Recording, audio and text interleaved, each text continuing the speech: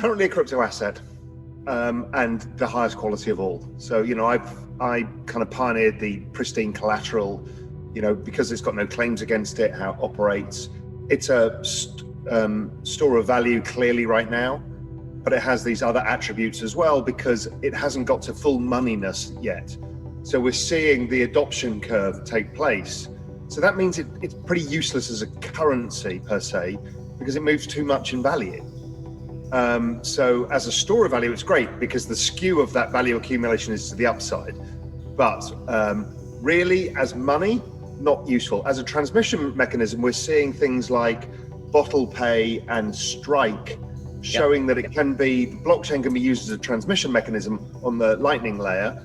But as yet, as money, Elon Musk has been talking about, selling Teslas for Bitcoin. He just launched today. Yeah, he just launched today. Yeah, why on earth would you part with your Bitcoin in the middle of a bull cycle to buy a car? It literally is the most stupid thing in the world. You're better off to get a 6-month bank loan in the meantime, buy the car, then pay off the loan. I've been thinking a lot through this, actually. I'm trying to think like 10 or 20 years ahead. Okay, so let's say the Bitcoin maximalists are right, and Bitcoin is the kind of the predominant store of value and currency. Well, in that world, it becomes the denominator against which we judge all assets. Now, if it's so deflationary that it goes up in price all the time, it means that everybody else will only put their money in Bitcoin and not other assets, unless you get short-term cyclical moves in other assets.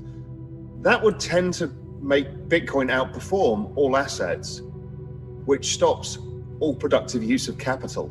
It drives M2, money supply, Bitcoin money supply to zero. So I don't think it's healthy over the long run for it to be a deflationary asset. We kind of are stuck in this inflation-deflation world that we live in right now. That there's a huge bunch of debtors, so people don't want deflation. And then savers want deflation, but not inflation. But if we go into a world where the denominator keeps going up against everything, i.e. everything else deflates against it, that's a problem. Because as a business, you earn less and less money every year. So, I'm not entirely convinced that this is a good thing. And for this reason, one of the reasons, I don't believe that it is the only asset. I think it is a pristine asset. It has attributes, but it won't be everything. Yeah, I just don't buy into that argument. I understand there's a probability of it. So, I'm not saying it's a 0% chance. There is a probability. This whole idea that anything that is a utility trades at the cost of electricity, I just think is false. I think it's false because of Metcalfe's law adoption effects. And we've seen that time and time again. Now, when John Pfeffer wrote the paper that everybody refers to, every Bitcoin maximus holds as like, here is the prophet of truth, he basically wrote off network effects. So I went and proved it, that network effects operate perfectly in Ethereum. In fact, it operates in every one of these. In fact, all new technologies are network effect driven. So I don't believe that utilities have a zero function. Some that are badly designed may do, but most I don't believe will. The hard question is which ones are going to succeed and which ones aren't. I don't know the answer to that. So the reason I think maximalist school of thought is we all got caught out in 2017 because we bought these tokens and they went to zero. Guess what? They were all early stage projects. And if you understand how the VC world works, 80% of what you invest in is going to go to zero or go nowhere. And it's really the 20%, 10%, 5% that you make the money in. So what was the one out of 2000 that did well, out of 2017? Ethereum. Now, Ethereum is around today. It hasn't taken out its peak versus Bitcoin yet, but it's taken out its all-time high. Will it outperform Bitcoin over time? Who knows? I think for a period of time, certainly. And I think over a longer period of time, probably. So how I look at this is Bitcoin is currently $1 trillion-ish, and the rest of the space is, call it $700 or $800 million. If I look at the equity space, or the fixed income space, or the credit space globally, they're all about 300 to 500 trillion. So if this is truly as disruptive as we think it is, which is the internet of value, then it's going to be worth something like that, if not more. So the whole space looks like it can go to up 200x from here at least. Okay, that's, we've never had this before. Whole asset class is going up 200x. But that's what adoption effects do. And that's what this whole parallel system that's being built. We know we've got this broken system that we live in now.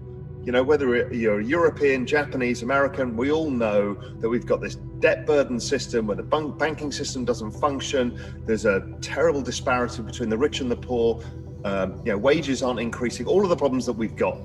Then over here, there's a bunch of really smart people in the thousands or tens of thousands who are building an alternative system. And people are slowly migrating across. And that is not just a system of money. And that's where a lot of the Bitcoin people get confused between money and value. Assets have value, they don't have to be money. A Picasso is not money, it is value. So I think those two things are different. And I think once the whole space builds interoperability, you and I won't care what platform we're buying and selling or streaming on. You'll be streaming for money in real-time payments and you don't care whether it's on Tron, whatever. I mean, it's irrelevant to you as long as you get paid whatever source of money you want, be it Bitcoin or euros or dollars or whatever you choose. It's that early stage that people are fighting over the wrong thing.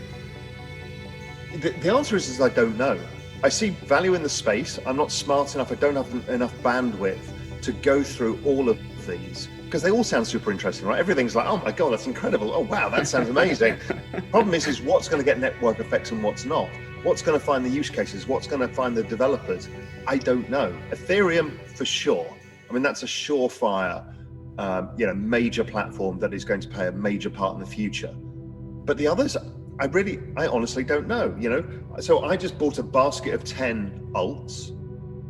I did it in a very unscientific way. If my thesis is network effects, I went onto Twitter and said, shill me your best alts. You counted which one got shilled the most? I kind of looked at it and I could figure it out, right? And it basically breaks down to DeFi, decentralized exchanges, some alternative protocols, and the interoperability layer. And amongst those, you pretty much cover everything. So I just kind of did an allocation equally weighted amongst those and took kind of what seemed to be the largest market cap that had the most number of smart people interested in it. That wasn't based on just kind of the hype cycle, but had some really interesting people involved. Whether it was investors in, if you look at Polkadot, I mean, there's serious people behind Polkadot.